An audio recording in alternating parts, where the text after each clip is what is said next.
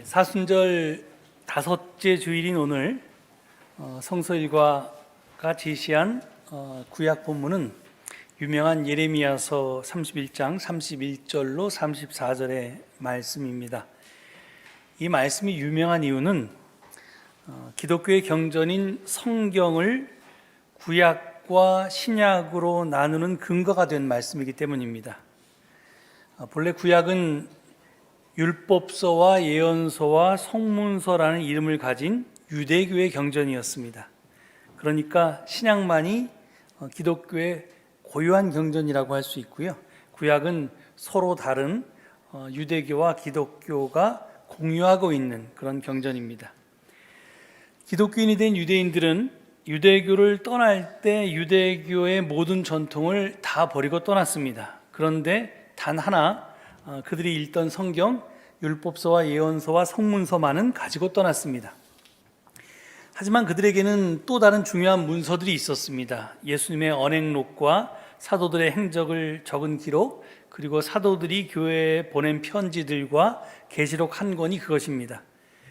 지금 우리가 신약이라고 부르는 책이 바로 그것입니다. 초기 기독교는 이 두 경전에 이름을 붙여야 했습니다.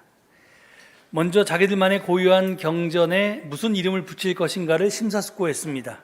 그들은 드디어 자신들의 자기 이해와 정체성에 걸맞은 좋은 이름을 발견했습니다.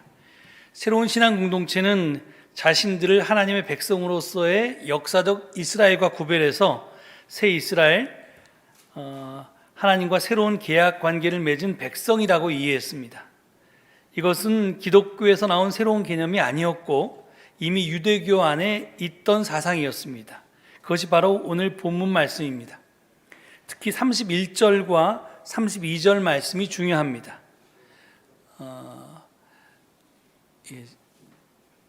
여기 보면 그때가 오면 내가 이스라엘 가문과 유다 가문과 새 언약, 즉 신약을 세우겠다. 나 주의 말이다. 이것은 내가 그들의 조상의 손을 붙잡고 이집트 땅에서 데리고 나오던 때에 세운 언약, 즉 구약과는 다른 것이다. 내가 그들의 남편이 되었어도 그들은 나의 언약을 깨뜨려 버렸다. 나 주의 말이다. 이렇게 되어 있습니다. 저들은 참 이스라엘, 즉 진정한 하나님의 백성은 역사적 이스라엘이 아니라, 그리고 육체적인 아브라함의 후손이 아니라 하나님과 새로운 계약을 맺은 사람들로 구성되는 새 하나님의 백성이며 언젠가 이들이 출현할 것이라는 희망을 품고 있었는데 그 새 하나님의 백성이 그 예수 그리스도를 중심으로 형성된 기독교가 바로 이 새 이스라엘이라고 고백하기에 이르렀던 것입니다. 그래서 초기 기독교인들은 자신들을 새 언약 백성이라고 이해했고 자신들의 경전을 새 언약, 곧 신약이라고 부르게 되었습니다. 그러면서 자연히 그들이 유대교로부터 가지고 나왔던 율법서와 예언서와 성문서는 옛 계약, 곧 구약이라고 부르게 되었고 구약과 신약을 합쳐서 기독교의 경전인 성경이 되었던 것입니다. 이렇게 해서 지금 우리의 경전이 신약과 구약으로 나뉘어져 있는 겁니다. 이런 이유로 유대교와 기독교의 경전, 정확히 말하면 유대교의 경전과 기독교의 경전 중에 구약은 내용상으로는 완전히 똑같습니다. 하지만 형식상으로는 좀 차이가 있습니다. 형식상의 차이는 사소한 차이도 있고 중대한 차이도 있는데요. 이에 대해서는 최근에 CBS가 유튜브에 올린 잘잘법 184회를 보면 잘 알 수 있습니다. 이게 제가 잘잘법을 가끔 보는데요. 그게 이제 이 똑똑한 구글이 이제 제가 좋아하는 것들을 제가 원하지 않아도 그냥 띄워주잖아요. 그래서 어느 날 이게 떴더라고요. 근데 이제 김군주 교수란 분이, 제가 이름은 익히 들어왔습니다. 기독연구원 느헤미야에서 구약을 가르치시는 분인데요. 구약 성서의 비밀을 알면 성경이 다시 보입니다. 라는 제목으로 했던 강의입니다. 이 내용이 여러분 나중에 한번 보시는데요. 제가 이 내용을 그 내용의 일부를 여러분께 좀 소개해 드리고자 합니다. 사소한 차이가 뭐냐면요, 화면에 나오는 것처럼 유대교와 기독교의 경전은 권수에 있어서 차이가 납니다. 예를 들어 기독교는 사무엘과 열왕기와 역대기를 상하권으로 나누어서 총 6권입니다. 그렇지만 유대교는 상하권을 합쳐서 한 권으로 치기 때문에 총 3권입니다. 그리고 에즈라와 느헤미야를 우리 기독교는 나누고 있지만 유대교는 합쳐서 한 권으로 칩니다. 그리고 기독교는 호세아서부터 시작해서 말라기까지 12소 예언서를 각각 한 권씩으로 치는데 유대교는 그걸 몽땅 합쳐서 한 권으로 칩니다. 그래서 권수를 세는 방법에 있어서 차이가 납니다. 하지만 내용상으로는 완벽하게 동일합니다. 중대한 차이는요, 바로 배열의 차이에 있습니다. 다음번 그걸 화면을 넘기셔야 되는데요. 유대교와 기독교는 순서를 적지 않게 다르게 배열하고 있습니다. 유대교 성경의 제일 앞부분에는 율법서, 즉 토라가 있습니다. 그래서 우리가 잘 아는 창세기, 출애굽기, 레위기, 민수기, 신명기가 여기에 속하고 이를 기독교에서는 모세오경이라고 부르죠. 율법서에는 하나님이 제시하고 요구하신 원칙을 다루고 있습니다. 율법서 다음에 두 번째 부분을 유대교에서는 예언서, 여기 보면 네비임이라고 그 원어로 하는데요, 이렇게 부릅니다. 예언서에 속한 책들은 전기 예언서인 여호수아, 사사기, 사무엘, 열왕기 이렇게 4권과 후기 예언서인 이사야, 예레미야, 에스겔 12소 예언서를 합쳐서 이렇게 한 권으로 치기 때문에 총 4권, 그래서 전기 예언서, 후기 예언서 합쳐서 총 8권입니다. 예언서가 다루고 싶은 것은 율법서에서 제시된 하나님의 원칙을 어긴 세상, 이스라엘이 역사 속에서 어떻게 불순종했고 하나님을 떠났는지에 대해서 다루고 있습니다. 그러다 보니까 예언서는 아주 많은 내용이 고발과 심판, 선포로 되어 있습니다. 하지만 이런 내용이 한 부분을 이루고 있지 예언서 전체가 다 이런 내용으로만 채워져 있는 것은 아닙니다. 예언자들은 죄를 고발하고 심판을 선포하지만 심판을 받은 후에 하나님이 가지고 올 새로운 세상에 대한 말씀, 즉 미래에 대한 기대와 희망의 말씀 역시도 선포하고 있습니다. 결국 예언서는 죄에 대한 고발과 심판, 그리고 다가오는 미래에 대한 희망, 이 2가지의 메시지로 이루어져 있습니다. 마지막 3번째 부분을 성문서, 여기 보면 케투빔이라고 부르는데요, 여기에는 율법서도 아니고 예언서도 아닌 것들을 죄다 집어넣었습니다. 그러니까 짬뽕인데요, 일종의. 그래서 시편처럼 찬양을 다룬 책들도 있고요, 잠언이나 욥기나 전도서 같은 지혜서도 있고요. 그리고 쭉 보시면, 목록을 보시면 알겠지만 여러 성격이 다른 여러 가지의 책들이 다 성문서에 들어가 있습니다. 유대교 성서의 3번째 부분인 이 성문서는 하나님을 경외하며 살아가는 일상 정도로 그 내용을 정리할 수 있습니다. 이렇듯 율법서와 예언서와 성문서로 구성된 유대교 성경은 그 배열도 율법서, 예언서, 성문서의 순서를 따릅니다. 화면을 넘겨주시겠어요? 그러니까 하나님이 제시하고 요구하신 원칙을 다룬 율법서가 맨 앞에 나오고요. 그런데 그 원칙을 깨므로 인해서 이제 고발하고 심판하는 선포가 나오고요. 그리고 미래에 대한 희망을 다룬 예언서가 2번째에 배열됩니다. 그리고 마지막으로 하나님을 경외하며 살아가는 일상을 다룬 성문서가 나옵니다. 이렇게 셋으로 구성된 유대교의 성경 배열은 여러분 보시기에 이게 삼각형인데 이렇게 좀 안정적으로 보이실 것입니다. 이에 비해서 기독교의 구약 성경은요, 맨 처음에 유대교의 율법서와 똑같은 모세오경이 나옵니다. 이름만 다르지 사실은 내용은 똑같습니다. 여기서는 하나님이 제시하신 원칙을 다룹니다. 그 다음에 2번째로 유대교 성경과 달리 역사서가 나옵니다. 이 역사서의 목록을 여러분 보시면요, 유대교 성경의 전기 예언서가 다 역사서로 들어와 있습니다. 그리고 성문서 중에서 룻기와 역대기와 에스라와 느헤미야, 에스더가 여기에 속합니다. 그래서 이 역사서는 이스라엘이 역사 안에서 어떻게 하나님께 불순종했다가 순종했다가 했는가를 다루고 있습니다. 그 다음 세 번째 부분은 시가서와 지혜문학인데요. 유대교 성경의 성문서 가운데 기독교 구약 성경의 역사서로 옮겨지지 않은 문서는 그대로 다 여기에 속해 있습니다. 이것은 앞에 소개한 것처럼 하나님을 경외하며 살아가는 일상을 다루고 있습니다. 그런데 기독교 구약 성경은 3부작이 아니라 4부작입니다. 그래서 마지막에 예언서가 나옵니다. 유대교 성경의 예언서 중에서 후기 예언서가 다 이 기독교 구약 성서의 예언서에 속해 있습니다.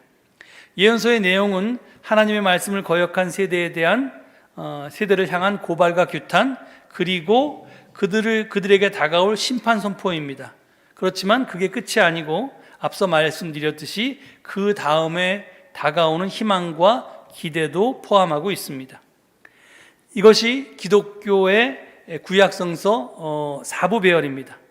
먼저 오경에서 하나님이 제시하신 원칙이 나오고요. 그 다음에 역사서에서 이스라엘이 순종하고 불순종한 역사 속의 여러 사건들이 나옵니다. 그리고 이어서 시가서와 지혜문학에서 하나님을 경외하며 살아가는 일상이 나오고요. 그리고 마지막 예언서에서 죄에 대한 고발과 심판 선포, 그리고 미래에 대한 희망이 나옵니다. 이렇게 4부작으로 구성을 하고 보니까 이게 어떻게 보입니까? 이게 안정적으로 보이질 않습니다. 김근주 교수는 뭐라고 표현하냐면요, 단단하게 딱 마무리되었다기보다는 열려있다, 이렇게 표현합니다. 앞에서 말했듯이 기독교는 유대교에서 갈라져 나오면서 유대교 성경을 가지고 나왔습니다. 그리고 율법서, 예언서, 성문서 3부작으로 되어 있던 배열을 모세오경, 역사서, 시가서와 지혜서, 그리고 예언서, 이렇게 4부작으로 재배열했습니다. 4세기부터 등장하기 시작한 이런 배열은 5세기가 되면서 표준이 됩니다. 그래서 지금까지도 전 세계 모든 구약 성경은 다 4부작입니다. 기독교의 종파인 가톨릭교회, 그리고 동방정교회, 그리고 우리 교회가 속한 개신교회, 개혁교회, 이 모두가 다 이 4부작 배열을 따르고 있습니다. 그렇게 된 이유는 길고 긴 기독교의 역사 속에서 이 4부작 배열이 그리스도인들에게 설득력을 얻었기 때문입니다. 어떻게 해서 이런 배열이 설득력을 얻게 되었을까요?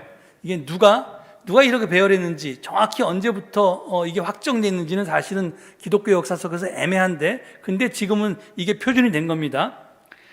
여러분, 구약 성서만 보면 이 4부작 배열이 불안정합니다. 열려 있습니다. 그런데 신약 성경과 함께 보면 달라집니다. 예언서가 끝나면 바로 그 다음에 복음서가 나오죠. 그래서 고발, 심판, 희망, 바로 다음에 예수가 이어서 나오는 것입니다. 즉 구약 성경은 예수를 향해서 열려 있고요, 예수가 예언자가 말한 희망의 내용임을 보여주고자 기독교는 유대교와 다르게 구약을 3부가 아니라 4부로 재배열했던 것입니다. 자, 그렇다면 예수는 어떤 분입니까? 김근주 교수는 이제까지 이스라엘이 저질러왔던 죄악을 바로잡으면서 이 사람들이 어떤 꿈을 꾸었는지를 이 땅에 가져오신 분, 즉 이스라엘이 저질렀던 실패를 바로잡고 이스라엘이 꿈꾸었던 기대를 현실로 만드신 분이라고 설명합니다. 그래서 우리가 예수를 이해하기 위해서는 구약의 예언자들이 과연 무엇을 고발했지 하는 것을 알 때 예수가 무엇을 바로잡았는지가 이해가 되고요, 또 예언자들이 꿈꾸었던 미래는 뭐였지 하는 것을 바로 알 때 예수가 현실로 만든 미래가 무엇인지를 이해할 수 있다고 말합니다. 저는 구약학자 김근주 교수의 이 견해에 전적으로 동의합니다. 그리고 거기에다가 신약학자이자 역사적 예수 전문가인 크로산의 견해를 좀 덧붙이고자 합니다. 그는 예수가 고발한 것이 무엇이었냐면 정의가 힘이 아니라 힘이 정의가 된 폭력 세상이라고 말합니다. 즉 힘에 의한 승리를 통한 평화, 이것을 주장하고 힘이 우리를 구원하리라고 믿는 문명의 정상성을 고발했다고 말합니다. 그렇다면 예언자들이 꿈꾸었던 세상은 무엇입니까? 그것은 악의 종말, 불의의 종말, 억압의 종말, 착취의 종말, 폭력의 종말, 즉 제국의 종말이었습니다. 이것이 바로 유대교에서 말하던 종말론이고 하나님의 뜻이 하늘에서와 같이 이 땅에서 이루어지는 현실입니다. 그런데 예수는 이 종말론을 현실화했습니다. 어떻게 현실화했냐? 그 대표적인 예가 누구나 참여할 수 있었던 열린 밥상 공동체였습니다. 예수의 열린 밥상 공동체는 언제나 잔치집이었습니다. 그 이유는 은혜 때문이었습니다. 또 사랑 때문이었습니다. 그 잔치 자리에 감히 참석할 자격이 없던 사람들까지도 기꺼이 초대하고 환대해 준 덕분이었습니다. 초대한 측은 이를 사랑이라고 했고요. 초대받은 측은 이를 은혜라고 불렀습니다. 이를 다른 말로 하면 포용 또는 관용이고요. 똘레랑스라고 할 수 있습니다. 이는 예수님의 말씀, 수고하고 무거운 짐진 자들아 다 내게로 오라 내가 너희를 쉬게 하리라는 말씀 속에 정확하게 표현되어 있습니다. 예수님은 모두를 초청했습니다. 의인만 부른 것이 아니라 죄인도 불렀습니다. 주인만이 아니라 종도 불렀습니다. 남성만이 아니라 여성도 불렀습니다. 어른만이 아니라 어린아이도 불렀습니다. 건강한 자만이 아니라 병든 자도, 정상인만이 아니라 장애인도, 유대인만이 아니라 이방인도 모두 다 초청했습니다. 누구도 배제하지 않았고 포용했습니다. 한마디로 웰컴 에브리바디였습니다. 이렇듯 예수님은 장벽을 허물고 하나님의 사랑으로 모든 사람을 포용했습니다. 기회를 얻지 못한 사람들에게 기회를 주었고 인정받지 못한 사람들을 인정했고 못난 사람들을 격려해 주었습니다. 저들의 콤플렉스와 트라우마를 보듬어 주었습니다. 그랬더니 살면서 단 한 번도 사람 대접받지 못했던 사람들이 사람 대접 받았다고 감격해했습니다. 행복해했습니다. 감사해했습니다. 즐거워했습니다. 신명이 났습니다. 이제 죽어줄 요한이 없다고 했습니다. 이에 따라서 꽉 막혔던 인생의 여러 체증들이 풀렸고 온갖 질병도 저절로 나았습니다. 이제 더 신이 나서 잔치를 벌입니다. 서로 진심으로 축하해주고 자기가 가진 것을 나눕니다. 이렇듯 모든 사람을 환영하고 모든 것을 함께 나누었던 예수님의 열린 밥상 공동체 운동은 치유 기적으로 이어졌습니다.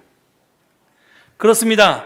세상은 힘이 없는 약자들을 차별하고 배척했지만 예수님은 그렇게 하지 않았습니다. 포용하고 환대했습니다. 포용과 환대는 치유와 나눔과 섬김의 기적을 낳았고 지금 여기에서 하나님 나라가 무엇인지를 누리게 했습니다. 힘이 정의가 아니라 정의가 힘인 새하늘과 새 땅을 현실화했습니다. 오늘 본문은 옛 계약과 새 계약이 다른 점은 옛 계약이 출애굽 때 하나님께서 돌판에 새겨주신 언약이라면 새 언약은 사람들의 가슴과 마음에 새겨진 언약이라고 설명합니다. 그런데 이렇게 보니까 사람들의 가슴과 마음에 새겨진 새 언약은 다름이 아니라 예수님이었습니다. 예수님처럼 이웃을 포용하고 환대하면 사랑하고 관용하면 힘이 정의인 세상이 끝장이 납니다. 악의 종말, 불의의 종말, 억압의 종말, 착취의 종말, 폭력의 종말, 제국의 종말이 실현되고 하나님의 뜻이 이 땅에서도 이루어집니다. 그리스도인들은 예수를 가슴과 마음에 새기고 예수의 손과 발이 되어서 세상을 변화시켜 가는 사람들입니다. 그런데 나와 다르다는 이유로 남을 배척하고 차별한다면 그 사람이 그리스도인일 수 있겠습니까? 혐오하고 쫓아내려 든다면 그것이 예수를 믿고 따르는 기독교일 수 있습니까? 아닙니다. 절대 그럴 수가 없습니다. 그건 기독교의 탈을 쓴 무늬만 기독교에는 힘 숭배일 뿐입니다. 지금 자기가 기독교 신자라고 얘기하고 기독교라고 포장하고 있고 십자가를 달고 있는 수많은 교회가 사실은 하나님을 믿지 않고 예수 그리스도를 따르지도 않고 그냥 힘을 숭배하고 있습니다. 그러면서 자기가 하나님의 뜻대로 산다고 그렇게 주장하는 사람들이 너무나 많습니다. 최근에 기독교 대한감리회가, 이게 간단히 줄여서 기감이라고 얘기하죠. 기감. 저희가 기장이라고 부르듯이 성소수자를 환대했다는 이유로 김동완 목사를 출교시켰습니다. 저는 감히 말합니다. 기감이 김동완 목사를 버린 순간 하나님도 기감을 버렸을 것입니다. 차별금지법을 찬성하는 깨어있는 시민들도 기감을 버렸습니다.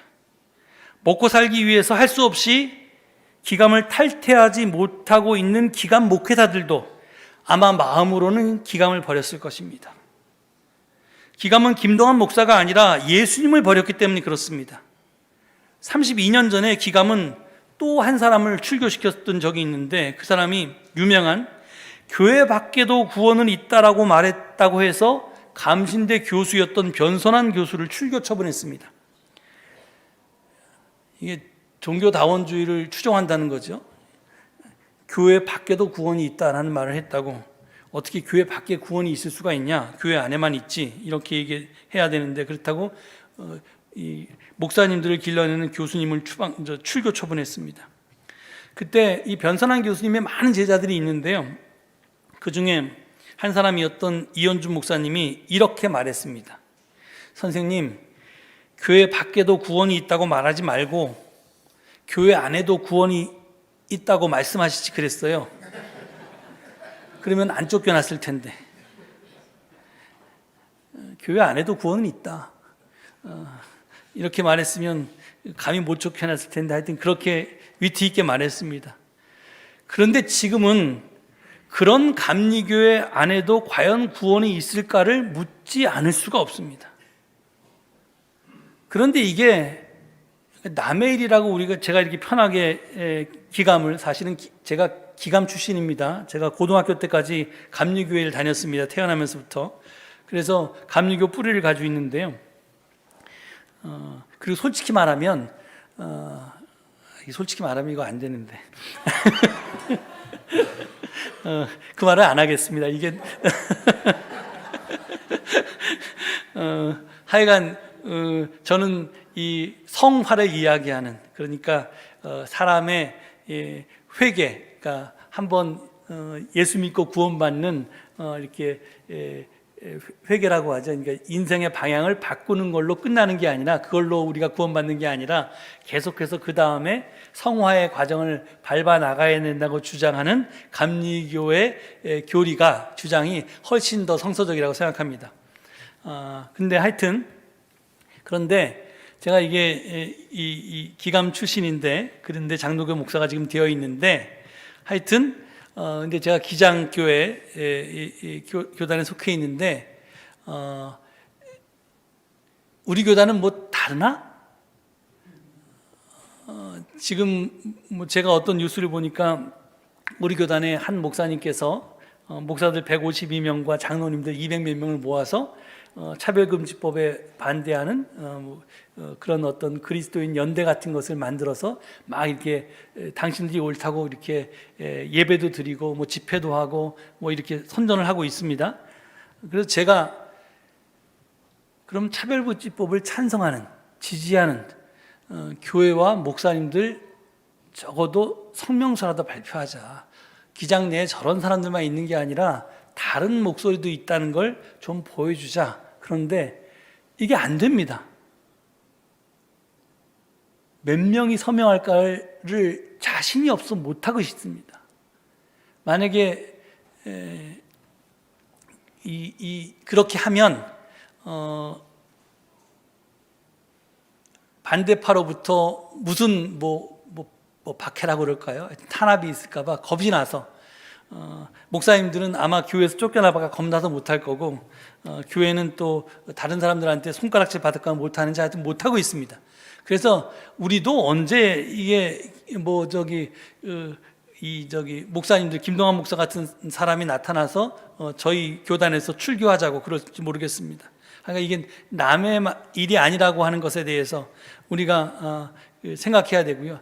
제가 누누이 강조하지만 예수님의 선교 사역 중에서 가장 핵심은 차별 철폐였는데, 장벽을 허무는 거였는데, 교회가 스스로 장벽을 쌓고 차별한다는 것이, 차별하는 게 마땅하다고, 그래서 차별 금지하는 것을 반대한다고 교회가 주장하는 것이 어떻게 예수의 이름으로 모이는 사람들이 할 수 있는 말인지 저는 도저히 이해가 가지 않습니다. 그런데 그게 현실이라는 겁니다. 그래서 우리가 예수 믿고 구원받는다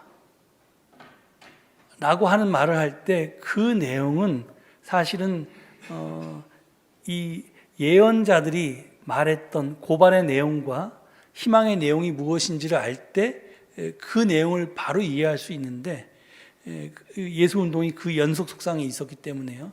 이게 개인적인 문제가 아니라 사실은 이제 좀 큰 틀에서 봐야 되는데, 그래서 이제 구약과 함께 이 구약의 배열을 볼 때 사실은 신약이 제대로 이해될 수 있고, 그렇다고 이 김건주 교수는 주장합니다.